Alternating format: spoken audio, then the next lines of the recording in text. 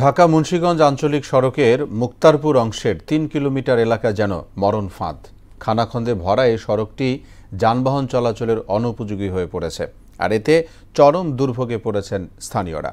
বছরের পর বছর ধরে এ বেহাল দশা হলেও উদাসীন কর্তৃপক্ষ। মুন্সিগঞ্জ থেকে মোহাম্মদ সুজনের তথ্যে আরও জানাচ্ছেন শারমিন স্বর্ণা।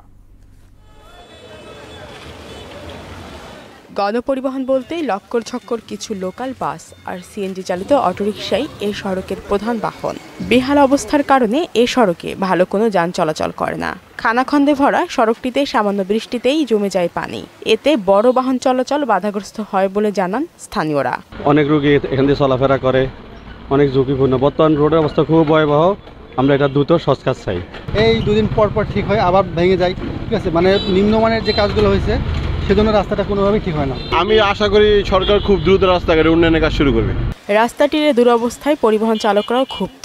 গর্ত আর কাদা পানির কারণে যান নিয়ন্ত্রণ কঠিন হয়ে পড়ে বলে জানান তারা। পানি গেঞ্জির লেগে গাড়ি ঘুরি ঠিক মতো রাখতে পারি না, আরো ভাঙ্গাচুরা। প্রতিদিন 10টা 12টা 15টা করে গাড়ি পল্টি খায়। ভাঙ্গাচুরা গাড়ি চালালে চাক্কা যেমন লিক হয়ে যায় প্রথমেই। সড়কটি সংস্কারে বরাদ্দ চেয়ে ইতিমধ্যেই প্রস্তাব পাঠানো হয়েছে বলে জানালেন এই প্রকৌশলী। অতি দ্রুত সময়ের মধ্যে আমরা ড্রেন নির্মাণ এবং যে অংশগুলো ভাঙা আছে ভাঙা অংশগুলো রিপেয়ার করে দ্রুত মেরামতের পদক্ষেপ নিয়েছি। খুব শীঘ্রই অংশটুকু মেরামত করে আমরা জলাবদ্ধতা ইনশাআল্লাহ নিরসন করতে পারব। যত দ্রুত সম্ভব রাস্তাটি সংস্কারের মাধ্যমে জনদুর্ভোগ লাঘব করা হবে এমন প্রত্যাশা জেলাবাসীর। শারমিন স্বর্ণা, মোহনা সংবাদ।